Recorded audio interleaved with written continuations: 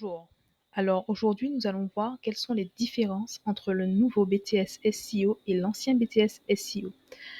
Alors, je vous ai fait un tableau comparatif ici, donc avec en deux colonnes, l'ancien BTS SEO et le nouveau BTS SEO.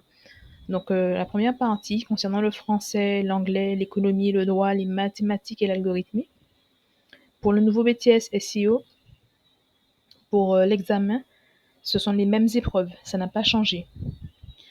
Pour l'ancien BTS SEO, l'épreuve E4, c'était l'épreuve conception et développement d'applications.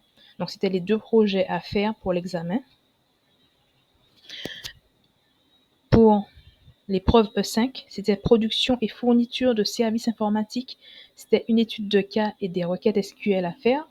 Et l'épreuve E6, support et mise à disposition de services informatiques.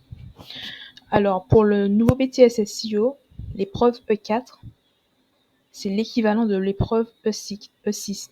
Donc, support et mise à disposition de services informatiques, soit le portfolio, le parcours de professionnalisation, le parcours, le stage et tout, le tableau de synthèse à remplir et la veille technologique.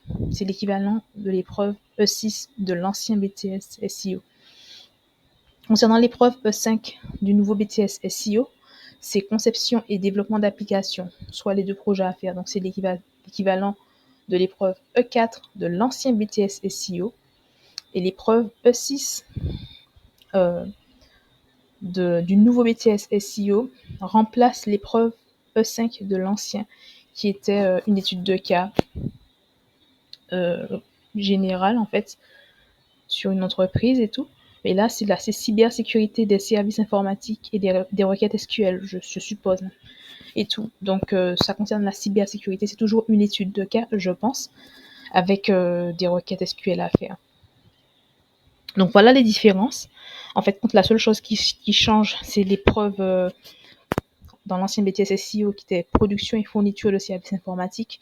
Et dans le nouveau BTS SEO, c'est l'épreuve E6 qui est cybersécurité des services informatiques, mais c'est toujours une sorte d'étude de cas. Donc,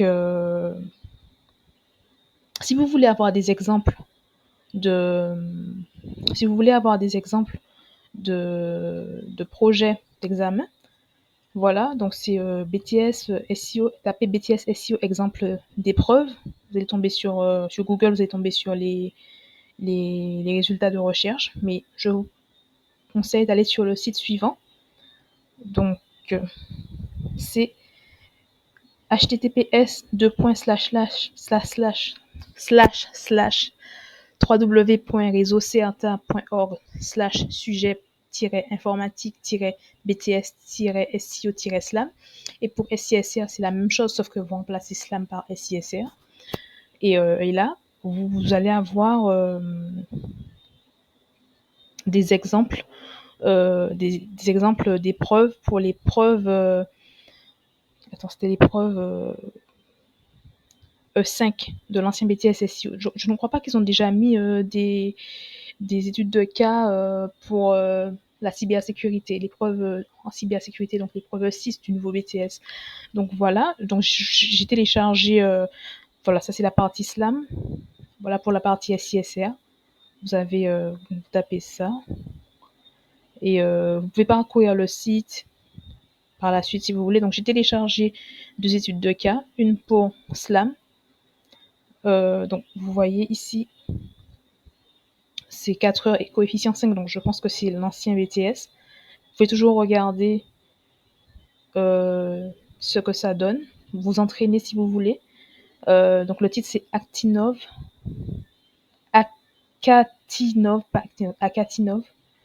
Donc voilà, vous avez un dossier documentaire avec plein de documents.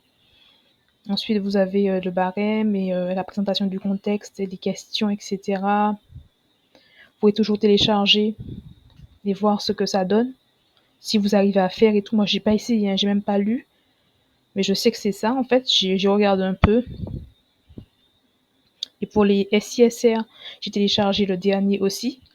Donc vous voyez, c'est coefficient 5. Normalement, maintenant, c'est toutes les épreuves professionnelles sont coefficient 4. Donc voilà, ça a l'air intéressant aussi.